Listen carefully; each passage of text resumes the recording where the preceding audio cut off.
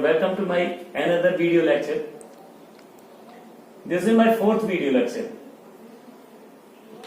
This is Dharmendra Singh Tomar before you, and I am here with a very important topic, use of there, to improve your English systematically. Friends, use of there आप इसके बारे में पहले से भी जानते होंगे, लेकिन आज मैं बताने वाला हूं आपको देयर के सही यूजेस। कई बार हम देयर को हमारी जो देयर को लेकर कंसेप्ट होती है, अवधारणा होती है, वो ज्यादा नहीं होती है। मींस जैसे देयर को हम समझते हैं वहां, ईयर को समझते हैं यहां, इन दोनों शब्दों के माध्यम से फिर हम आगे जाएंगे ऐसे वाक्यों को बनाने के लिए। अगर आप वाक्य देखें, जैसे कार में जगह थी, कमरे में प्रकाश है, मोबाइल में बैलेंस होगा, एक राजा था, क्या कप में चाय है, घर में टीवी नहीं होगा, तुम्हारी आंखों में कुछ है, तुम्हारी आंख में कुछ है, तुम्हारे शहर में कितने कॉलेजेस हैं। ऐसे वाक्य देखने में बड़े इजी लगते हैं, किंतु कई बार अंग्रेजी में ट्रांसलेट करने के लिए हमें डिफिकल्टी होती है। तो आज हम बात करेंगे इस प्रकार के वाक्यों को अंग्रेजी में ट्रांसलेट करने की जो सही रूल्स हैं वो क्या है, और देयर के सही यूजेस क्या है, और देयर को पार्ट ऑफ स्पीच में किस प्रकार से यूज किया जा सकता है। कई जगह पे ये प्रोनाउन की तरह यूज होगा, कई जगह पे एडवर्ब की तरह यूज होता है, कहीं कहीं एडजेक्टिव की तरह यूज होता है। आइए ज्यादा देर न करते हुए अपने वीडियो को आगे बढ़ाते हैं। फ्रेंड्स, आपने देखा होगा कई वाक्यों में इसका प्रयोग। आपने ये शब्द भी देखा होगा हियर, देयर भी देखा होगा। हियर यहां, देयर वहां। हियर यहां, देयर वहां। सामान्यतः हम यूज करते हैं, जैसे मैं कोई वाक्य बोल रहा हूं, वहां जाओ, गो देयर, वहां जाओ, वहां जाओ, गो देयर, यहां आओ,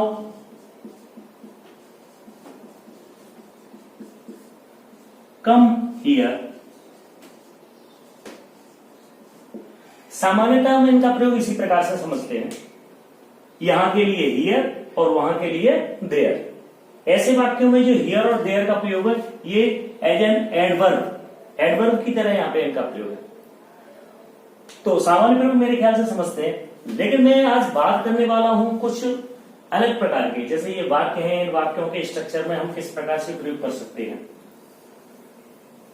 फ्रेंड्स, देयर का सही यूज समझने के लिए हमें इस प्रकार के वाक्यों को बनाने के लिए पहले इन्हें पहचानना होगा। वाक्यों को वास्तव में हमें पहचानना होगा। ये बोध होना चाहिए हमें कि वाक्य में ऐसी कौन सी चीज मिलेगी जिससे हम पहचान सकेंगे कि इन वाक्यों को हमें देयर से बनाना है। आइए देखते हैं। पहचान मैंने यहां लिखकर रखी है फ्रेंड्स, आप देखें इसको, वीडियो को पॉज करके भी देखें और जरूरत हो तो नोट करें। यहां लिखा है ऐसे वाक्यों में किसी स्थान पर किसी वस्तु अथवा कुछ भी होने का बोध होता है। मतलब यहाँ पे बाकी जैसे ही आपको सुनने के लिए मिलेगा या लिखा मिलेगा या आपको ट्रांसलेट करना है, इस प्रकार के वाक्य आपके माइंड में आते हैं, तो आप ध्यान रखें कि आपको ऐसा लगेगा जैसे किसी कोई जगह है। जगह से मतलब ऐसा कोई स्थान नहीं जैसे किसी शहर का नाम हो या कोई वास्तव में कोई जगह हो। जगह से मतलब कोई भी प्लेस हो सकता है, ठीक है। ऐसी कोई जगह है और यहाँ पर कुछ भी हो, कोई वस्तु हो, ठीक है, कोई व्यक्ति हो, वस्तु हो, या कोई भाववाचक चीज हो जो केवल भाव में आती हो। इस प्रकार की कोई भी चीजें हो तो इस प्रकार के वाक्यों को बनाने के लिए हम देयर का प्रयोग करते हैं। फ्रेंड्स, आप देखें यहाँ पे, जैसे मैंने कहा कार में जगह थी, इन पहचान के आधार पर हम समझ सकते हैं। कार को यहां मैंने क्या मान लिया है, कार को यहां मान लिया है मैंने स्थान। क्या मान लिया है? स्थान। और जगह थी, जगह कोई ऐसी चीज तो है नहीं कि ऑब्जेक्ट हो जो रखा हो कहीं पे। जगह एक भाव है, तो जगह थी, कार में जगह थी, तो इस तरीके से मैंने मान लिया कार ये है और ये इसको एक चीज मान लिया है। जगह को क्या मान लिया है? चीज। जैसे कमरे में प्रकाश है, कमरे को मैंने यहाँ पे स्थान मान लिया है और प्रकाश को यहाँ पे क्या मान लिया है मैंने? एक चीज, एक वस्तु मान लिया है। मोबाइल में बैलेंस है तो मोबाइल को स्थान मान लिया है और बैलेंस को वो वस्तु मान लिया है, वो चीज मान लिया है, वो ऑब्जेक्ट मान लिया है। एक राजा था। फ्रेंड्स, इस वाक्य को देखेंगे तो यहां आपको मिलेगा कि यहां पर कोई स्थान नहीं मिल रहा है। तो फ्रेंड्स कई बार क्या होता है कि जैसे ही हम शुरुआती स्तर पे वाक्य शुरू करते हैं तो हमें इसी प्रकार के वाक्यों की प्रैक्टिस करनी चाहिए जिनमें स्थान मिलते हो, किंतु इनिशियली हमें इसी प्रकार के वाक्यों का प्रयोग करना चाहिए। बट ग्रेजुअली जैसे जैसे हमारी अंग्रेजी डेवलप होती जाती है तो कई बार हम देखते हैं कि हमें स्थान का नाम नहीं मिल रहा है तो कोई दिक्कत नहीं, इस प्रकार के वाक्यों को भी आसानी से ट्रांसलेट किया जा सकता है।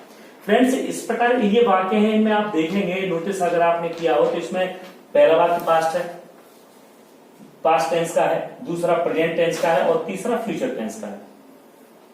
सभी टेंसेस में ये वाक्य आ सकता है, तो इसीलिए मैंने ये चार्ट बनाया है, आप देखें, वीडियो पोज करके इसको नोट भी करें। प्रेजेंट टेंस अगर होगा तो लास्ट में है, हूं, हो मिलता है, और इन वाक्यों को बनाने के लिए आपको हेल्पिंग वर्ब का अगर यूज करना है तो वो यूज करेंगे इज या आर।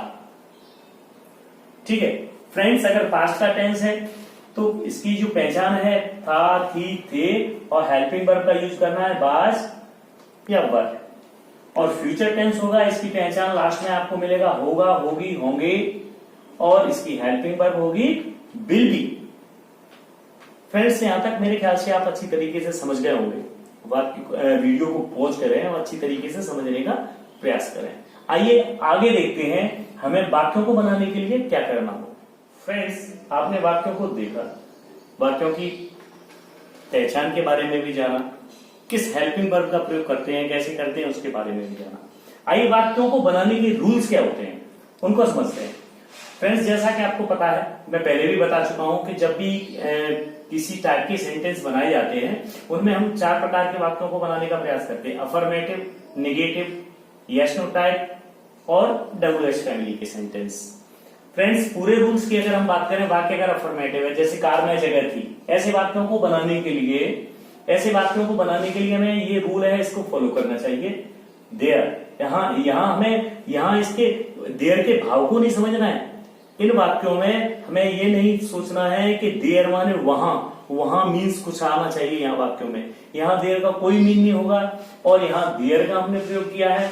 और इसके बाद हेल्पिंग वर्ब आपको लगाना है, जैसी चार्ट में आपको बताई गई थी। फिर ऑब्जेक्ट। फ्रेंड्स यहाँ पे ये जो ऑब्जेक्ट है, ऑब्जेक्ट से मतलब आप कर्म ना समझे, ऑब्जेक्ट से मतलब होता है कोई वस्तु, चीज। और वस्तु को कैसी भी हो सकती है, कोई भी चीज हो सकती है, कैसी भी चीज हो सकती है। यहां मैंने ऑब्जेक्ट जगह को माना है, यहां मैंने प्रकाश को माना है, यहां बैलेंस को माना है। तो फ्रेंड्स इस प्रकार से ये जो चीजें मिलती हैं उन्हीं को मैंने यहाँ पे ऑब्जेक्ट माना है। आई थिंक आप समझ पा रहे होंगे।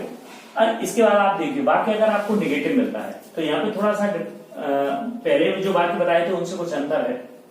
देयर है, हेल्पिंग वर्ब है, इसके बाद आपको क्या लगाना है, नो। नॉट नहीं लगाना है, बल्कि क्या लगाना है, नो। फ्रेंड्स मैं आपको बता दूं, नो इक्वल टू होता है नॉट एनी, नॉट एनी।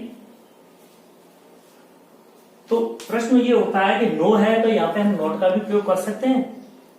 हाँ, नॉट का भी प्रयोग किया जा सकता है इस कंडीशन में। नो के स्थान पर नॉट एनी लगा सकते हैं। और भी कंडीशन है, यदि ऑब्जेक्ट यानी ये जो जगह में ऑब्जेक्ट मिल रहे हैं, इन ऑब्जेक्ट की संख्या दी हो यानी नंबर दिया हो, या क्वांटिटी दी हो यानी मात्रा दी हो, तो ऐसी कंडीशन में नो के स्थान पे हमें किसका प्रयोग करना होगा, नॉट का। कुछ वाक्य हम ट्रांसलेट करके बताएंगे जिससे आप अच्छी तरीके से समझ पाएंगे। और फिर वही है यस नो टाइप सेंटेंस और ये WH फैमिली सेंटेंस। चारों रूल्स को अगर कंपेयर करेंगे आप तो आप देखेंगे देयर वही फॉर्मूला है, सेम, केवल यहां पे क्या कर दिया है, नो। यहां देखेंगे आप यस नो टाइप में तो हेल्पिंग वर्ब को उठाकर पहले रख दिया है और देयर को उठाकर दूसरी जगह पे रख दिया है। ये सारे टेंसेस जितने प्रकार के आप सेंटेंसेस पढ़ेंगे उनमें इसी प्रकार का ये रूल रहता है टेंसेस में। और यही वो देखिए, अगर आपका यस नो टाइप का फॉर्मूला आपको पता है, रूल पता है, तो केवल क्वेश्चन वर्ड शुरू में आप जोड़ दीजिए, वही WH फैमिली का रूल बन जाता है। फ्रेंड्स वीडियो को पॉज करके आराम से इसको नोट करें और अच्छी तरीके से समझने का प्रयास करें। आइए इस आधार पर वाक्यों को अंग्रेजी में ट्रांसलेट कैसे करते हैं और कितने प्रकार से इनको ट्रांसलेट किया जा सकता है, आइए देखते हैं कि इन वाक्यों को अंग्रेजी में ट्रांसलेट कैसे करें।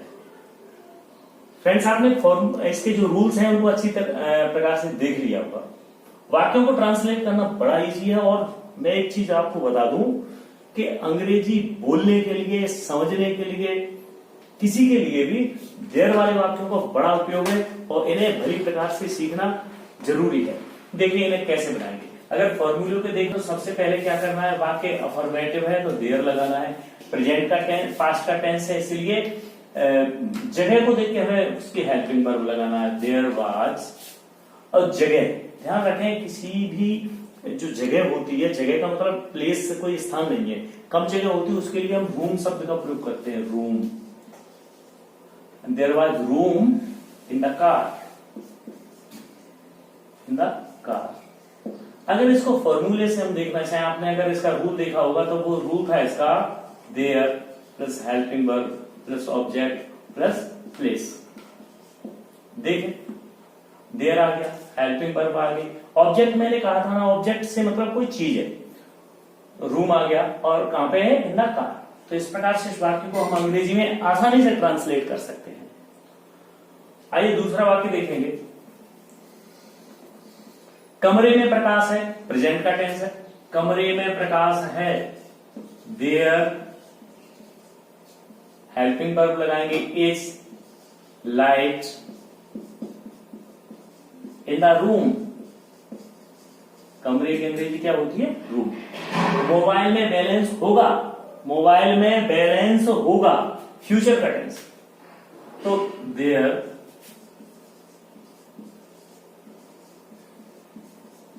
will be balance in mobile। Friends इन वाक्यों में आप देयर की मीनिंग को न ढूंढें। ऐसे वाक्यों को बनाने के लिए हम देयर का प्रयोग करते हैं, इनमें मीनिंग को ढूंढने की जरूरत नहीं। इसी प्रकार से अगला वाक्य देखेंगे, एक राजा था। फ्रेंड्स ऐसे वाक्य बनाने के लिए ये बोलने में बड़े यूज होते हैं, काफी उपयोग करते हैं। एक लड़का था, एक लड़की थी, एक फ्रेंड था। तो इस तरीके से जब हम पास्ट की बातें करते हैं या प्रेजेंट की बातें, एक लड़का है, एक लड़की है, एक मित्र है, इस तरीके से कोई भी बातें करते हैं तो वाक्य इसी प्रकार से हमें बताना होगा। एक राजा था, एक राजा था, there was a king, there was a king. और फ्रेंड्स यहाँ पे हमें स्थान नहीं मिला, नहीं मिला तो कोई दिक्कत नहीं, नहीं लिखेंगे। प्लेस नहीं मिल रहा है तो उसे हम नहीं लिखेंगे, केवल वाक्य के भाव को समझ लें कि ये वाक्य देर से ही बनेगा। क्या कप में चाय है, अब इस वाक्य को देखें, क्या कप में चाय है, यस नो टाइप है, प्रेजेंट का टेंस है और yes no type. Yes no type में आपने देखा होगा कि हेल्पिंग वर्ब को पहले लगाते हैं, तो is there tea in the cup, आराम से बदल जाए। घर में टीवी नहीं होगा, नेगेटिव सेंटेंस है, फ्यूचर का टेंस है, there will be no TV in house. इस वाक्य को बनाने के लिए नोट का प्रयोग भी कर सकते हैं। अगर नोट लगाएंगे तो नोट विल बी इसके बीच में लगेगा, विल और बी के बीच में लगेगा और यहां एनी का प्रयोग करना पड़ेगा, तो वाक्य बन जाएगा there will not be any TV in house. तुम्हारी आंख में कुछ है, प्रेजेंट का टेंस है, देयर इज समथिंग, कुछ की मीनिंग होती है समथिंग इन योर आई। आगे है, तुम्हारे शहर में कितने कॉलेज हैं, कितने कॉलेज, देखिए यहां से कितने, क्वेश्चन वर्ड मिल रहा है। फ्रेंड्स ये WH फैमिली का वाक्य है, देखें क्वेश्चन वर्ड क्या मिल रहा है, कितने, कितने कॉलेज हैं। फ्रेंड्स WH जो फैमिली है, जो क्वेश्चन वर्ड्स होते हैं इनका भी बड़े रूल्स होते हैं। एक सेपरेट वीडियो इनके बारे में लाऊंगा और समझाऊंगा कि इनका प्रयोग कैसे करना है।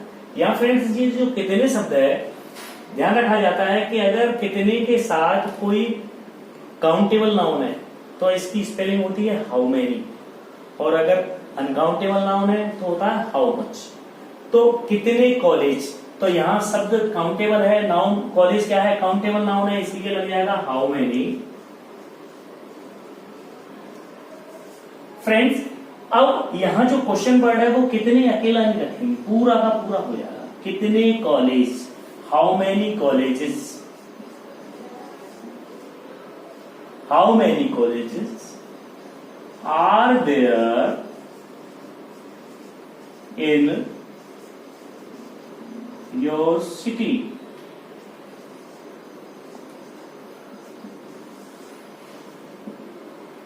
देखिए फ्रेंड्स, आपने देखा होगा कि कितनी आसानी से जो रूल्स थे, रूल को समझकर और पहचान करके वाक्यों को कितनी आसानी से अंग्रेजी में ट्रांसलेट किया जा सकता है।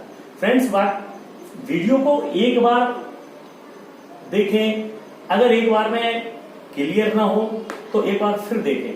जो एडवांस लर्नर है वो तो आराम से समझ गए होंगे, रिवाइज हो गया होगा उनका। जो बिगिनर्स हैं, जो सीख रहे हैं, उन्हें वीडियो को एक बार और फिर एक बार फिर से देखना चाहिए, जिससे सारी चीजें क्लियर होता है।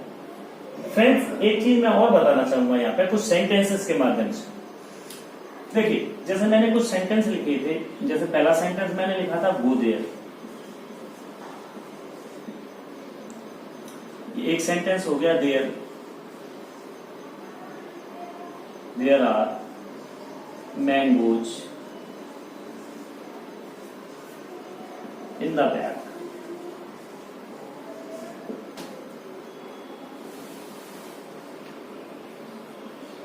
Look, that girl over there। यहां तीन प्रकार के वाक्य हैं, तीनों प्रकार के वाक्यों में मैंने देयर का प्रयोग किया है।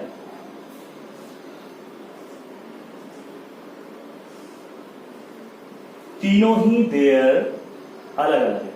पार्ट ऑफ स्पीच के हिसाब से अगर हम देखना चाहें तो ये जो देयर है ये एडवर्ब है, ये जो देयर है वो प्रोनाउन है,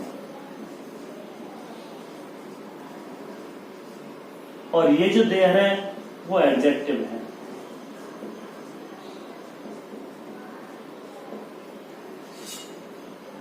फ्रेंड्स, देयर का प्रयोग वाक्यों में अलग अलग प्रकार से किया जा सकता है। ये मैं आपको सजेस्ट करता हूं कि आप अंग्रेजी सीखें, लेकिन उससे पहले पार्ट ऑफ स्पीच को भली भांति सीखें। पार्ट ऑफ स्पीच बहुत महत्वपूर्ण टॉपिक है। ग्रामर को में डेप्थ और सही अंडरस्टैंडिंग, रियल लर्निंग के लिए आपको पार्ट ऑफ स्पीच को भली भांति समझना चाहिए। कई जो वाक्य होते हैं, कई प्रकार के जो शब्द होते हैं, वो अलग अलग सेंटेंस में यूज के आधार पर उनका जो पार्ट ऑफ स्पीच वाला भाग है वो बदलता रहता है। जैसा आपने देखा, यहाँ देयर एडवर्ब की तरह कार्य कर रहा है, यहाँ पे प्रोनाउन की तरह कार्य कर रहा है, और यहाँ पर एडजेक्टिव की तरह कार्य कर रहा है। फ्रेंड्स, मेरे ख्याल से आपने एंजॉय किया होगा वीडियो को। मुझे आशा है कि आप ये जो वीडियो है, इस वीडियो के माध्यम से जो मैं बताने का प्रयास कर रहा था, जो समझाने का प्रयास कर रहा था, वो आप भली प्रकार से समझ पाए होंगे और आपको वीडियो भी बहुत पसंद आया होगा। फ्रेंड्स, अगर वीडियो पसंद आया हो तो लाइक जरूर करें, जरूरत पड़ने पर कमेंट करें।